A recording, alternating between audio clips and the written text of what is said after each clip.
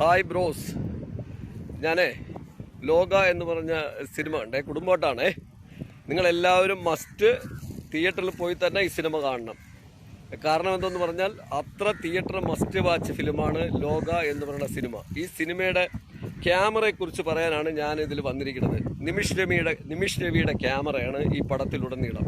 ഈ പടത്തിന് ഞാൻ ശ്രദ്ധിച്ചൊരു വലിയ പ്രത്യേകതയുണ്ട്. ഈ പടത്തിൻ്റെ ഓരോ ഫ്രെയിമിലും ഉപയോഗിച്ചിരിക്കുന്ന കളറിങ്, അതായത് ക്യാമറാമാന് വളരെ അത്ര എക്സലന്റ് ബ്രെയിൻ ഉണ്ടെങ്കിൽ ഈ ബഡ്ജറ്റിൽ നിർത്തിക്കൊണ്ട് ഇത്രയും സ്റ്റൈലായിട്ട് ഓരോ സീനിനും ചേരുന്ന രീതിയിൽ കളറിങ്, ആ കളറിങ് ആണ് നമ്മുടെ സ്ക്രീൻ പ്രസന്റിൽ വല്ലാതെ നമുക്ക് ഒരു ലാഗും തോന്നാതെ എപ്പോഴും റിയാലിറ്റി തോന്നുന്നത്.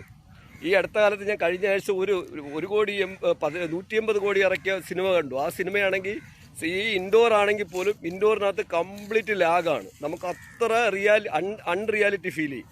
എന്നാൽ 30 കോടി ബഡ്ജറ്റിൽ ഈ പടം ചെയ്ത നിമിഷ് രവി എന്ന് പറഞ്ഞ ക്യാമറാമാൻ, ചെയ്തിരിക്കുന്ന ക്യാമറാമാൻ, അദ്ദേഹത്തിൻ്റെ ബ്രെയിനും പ്ലാനും ഐഡിയാസൊക്കെ അമേസിംഗ് ആണ്. കാരണം തുടക്കം മുതൽ എൻഡ് വരെ ഷോട്ടുകൾ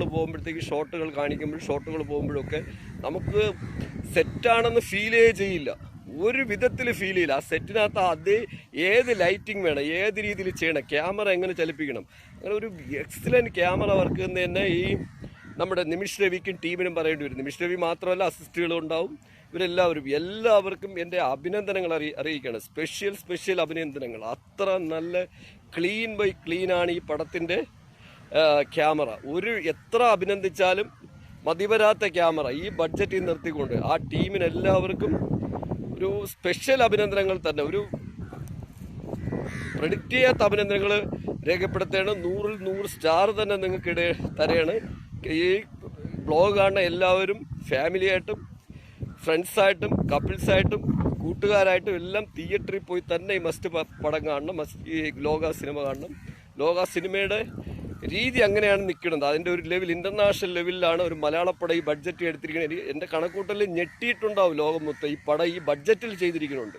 ക്യാമറാമാനെയൊക്കെ അവർക്ക് ചിന്തിക്കാൻ പറ്റാത്ത അളവിൽ അവർ ഞെട്ടിയിട്ടുണ്ടാവും. ആ രീതിയിലാണ് ഈ പടം പോണത്. എല്ലാവരും മസ്റ്റ് തിയേറ്റർ വാച്ചാണ്. ഒരു കാരണവശാലും OTTക്ക് വെയിറ്റ് ചെയ്യരുത്. ഞാനിത് നിങ്ങളുടെ അടുത്തൊരു റിക്വസ്റ്റായിട്ട് പറയാണ്. കാരണം ഇത് മലയാള സിനിമയുടെ ഒരു വലിയ മാറ്റത്തിൻ്റെ തുടക്കമാണ്. നിമിഷ് രവിക്കും ടീമിനും പ്രത്യേക അഭിനന്ദനങ്ങൾ. 100-ൽ 100 സ്റ്റാർ തന്നുകൊണ്ട് സൈനിങ് ഓഫ്, നോബക് സോളോ.